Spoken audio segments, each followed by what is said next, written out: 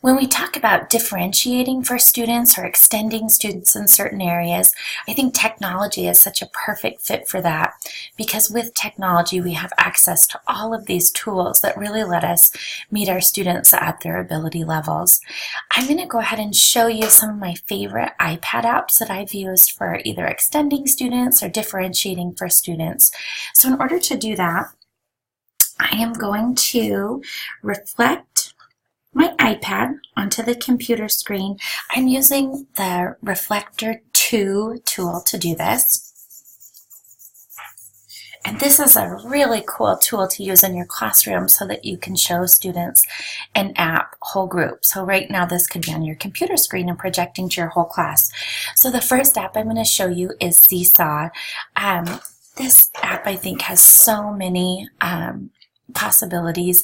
I think it's such a great tool to use when you're talking about differentiating or extending, because it allows students to create these digital learning journals, and they really can work at wherever their ability level is.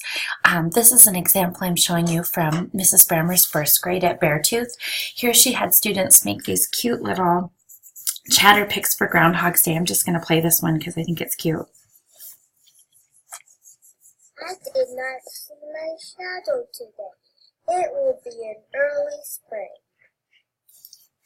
And if I scroll down, I see that another boy did a similar chatter picks, but I can also see that he added text to the bottom of his.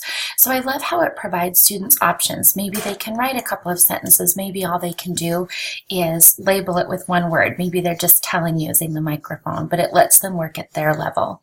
I'm going to click this plus sign here so you can see the home screen. And these are all the different things that your students can do using Seesaw. So they can take photos, make videos, do drawings, upload from their iPad camera roll, do a note, which really just allows them to type, and they could insert a link. I think, again, you could allow students to, depending on what their ability level is, use these different tools. Maybe some of them will be adding more text. Maybe some of them will be working on a completely different project, but then they could be showing and sharing and talking about all of the things that they're doing and learning using these tools. Seesaw is a tool that I really love and I love to talk about, so if it's something you want to learn more about, please email me or check out my website. I'd love to come help you get started. It is a free tool. You can use it not only on the iPads but on Chromebooks and laptops as well. Oh, I'm sorry. I just took my screen off. Trying to do too many things here. I'm going to try to again quickly reflect my iPad screen back up here. Okay, and I'm just going to hit my home screen and just point out a couple of other apps on my iPad. If you're working with primary students, I really love these Teach Me apps. They're available kindergarten through third grade. They really are a nice blend of literacy skills and math skills, and I love how you can get these different levels here. I think they're about 99 cents each. You might want to double check that. But one of the first apps that I would buy if I had some money to spend. I really love that. So in my kindergarten class, I had the toddler app, the kindergarten app, and the first grade app. And just by color, I could have students working on the skills that were at their ability level. So they were all working on Teach Me, but maybe not the exact same Teach Me. And there are many apps that kind of work like this. There's Math Slides and some others where you could have different versions of that app, but let your students be using the one that's most applicable to them. I think one of the greatest things of the iPad is the versatility that you get. All of your students don't have to have the exact same apps on their iPad. You can really customize so you are differentiating and giving them practice on the skills that they need. So really think about that when you're setting up your iPad. They don't have to be exactly the same. Think about what students need and which students are using them, and put apps on there that will let them practice those skills. Some of my other favorites are just tons of these creation apps. I look at PicKids, I look at the Straw and Tell, I look at Feltboard. All of these apps really just allow your students to, this is going to make a giggle in a minute. All of these students just our apps allow your students to be creating, and they can be creating and then writing at whatever their ability level is.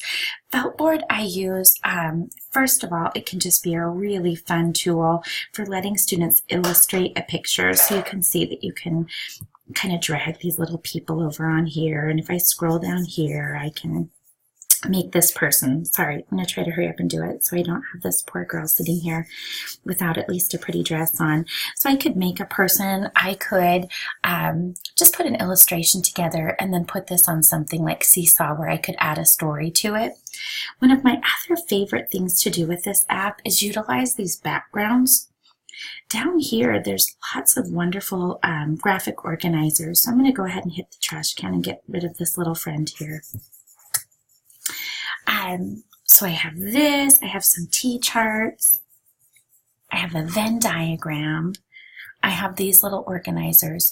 So these could be used in many ways, having students write words and then tell the words that they made, or put numbers in and then show different ways that they made those numbers. Again, you can give them an activity but differentiate that to what their skill level is. Or if you've been working in class on a worksheet or something, those students that need that extension, maybe they could even come in here and then create some things that you could share out with the other students. There are these letters. So I'm going to go ahead and drag these in here, and numbers that then they could drag onto this board to use. You could also do a screenshot by hitting this camera button over here and then upload that to Seesaw where they could use the microphone to record and tell about what they've done. So I think all of these apps where they can create and work at their own pace are such a great fit for extending and differentiating in the classroom. I'm going to go ahead and take this iPad off of here and show you my website. The apps for creating and sharing tab on my website, which is mrspiltzkindergarten.blogspot.com, has tons of these creating apps listed on here. So this might be a great resource for you to get started just in kind of checking out some of these apps.